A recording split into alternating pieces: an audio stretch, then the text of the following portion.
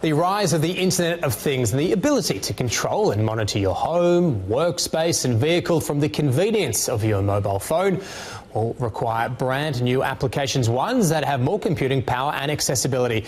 Centrality is a venture studio that allows consumers to manage everyday tasks and experiences using blockchain-enabled infrastructure. They raised $100 million in 6 minutes earlier this year and have been dubbed the Apple of the blockchain. Well, for more, Sky News Business's Ingrid Willinge spoke to Centrality CEO Aaron McDonald. Aaron McDonald, thank you so much for joining us on the program today. I might just kick off with asking you to tell us a bit about Centrality, your business. I mean, you raised, what, $100 million earlier in the year in just 6 seconds? Yeah, six minutes. 6 minutes. All right, I was going to say 6 seconds is quite fast. Yeah. 6 minutes is, it was a pretty quick raise, and we had a huge amount of demand. I think that the space is kind of very hot, like you said, and there's a lot of innovation coming in there. There's a lot of capital coming in. There's a lot of human capital coming into the space because it represents an opportunity to reinvent how the internet works and to take a different look at how technology can work with its communities to create more value for everybody. The Internet of Things has obviously opened a whole new sector for tech. I mean, even big, well-established companies like Telstra want a piece of the pie. Are you expecting Internet of Things to continue to grow that sort of sector exponentially in the coming years?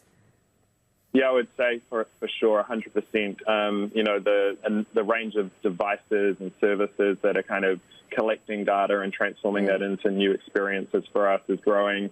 You know, artificial intelligence put on top of that to take that data and analyze it and kind of figure out the world around us in a different way than we've ever had before. I think this in itself represents a massive opportunity for blockchains and decentralized technology because it creates an environment where we can have devices, you know, billions of them that are going to be interacting with each other, interacting on behalf of us in this increasingly digital world.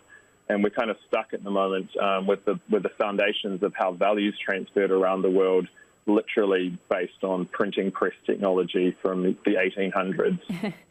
So we need to change that in order to facilitate this new type of digital commerce and the Internet of Things. Well, can you just talk us through decentralised applications and the significance of these? I know you've got some partnerships, which we'll discuss, but how does this work? Why do we need decentralised applications to intercept with the Internet of Things? Yeah, I think there's a few things. So as these devices start to collect more and more information and build up essentially a digital profile of us, we need to probably have better control of that data and that information. And at the moment, we either consciously or unconsciously hand it over to a small group of large corporations who control most of the data in the world. If we imagine the internet evolves in the way that everyone expects it to, and these digital representations of ourselves start to interact in this digital world more, I want that to be owned by me and not a corporation. And decentralized technology allows us to retain control of the data that we have.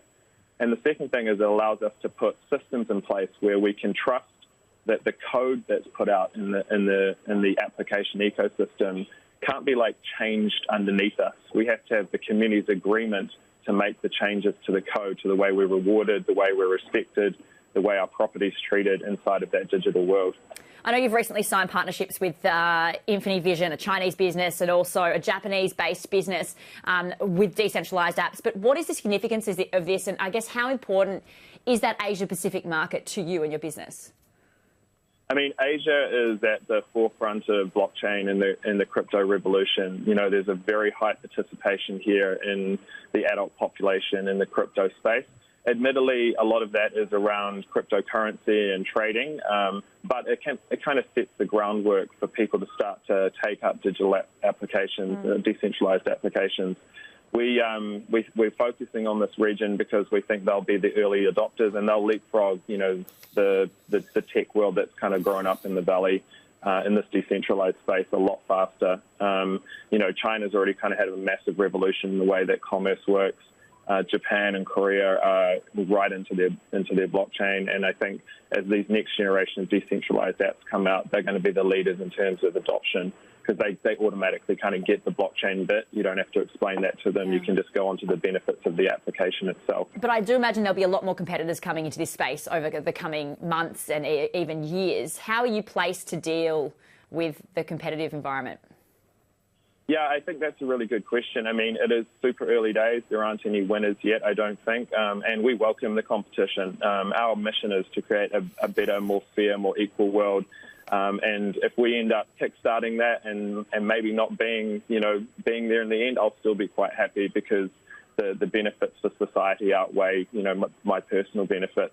Having said that, I think we're a few steps ahead of the rest. We're one of the few companies out there that's got a very tight consumer experience, and we're focused on mass market consumer adoption, partnering with the likes of InfiniVision, who's got access to, McDonald's customers, large retail network customers, with Jasmine, who's got huge reach into Japanese businesses like Sony, for example, and kind of partnering with these guys to bring decentralization into their existing customer bases, I think will give us a bit of a head start on the rest of the competition. Yep, you've got your own token, you've got an ICO that you've had. I mean, what's your vision for the next 5 years? I mean, do you expect your business to be very dynamic, I guess, but do you expect a lot of change to occur? Where do you see your business going over the next few years?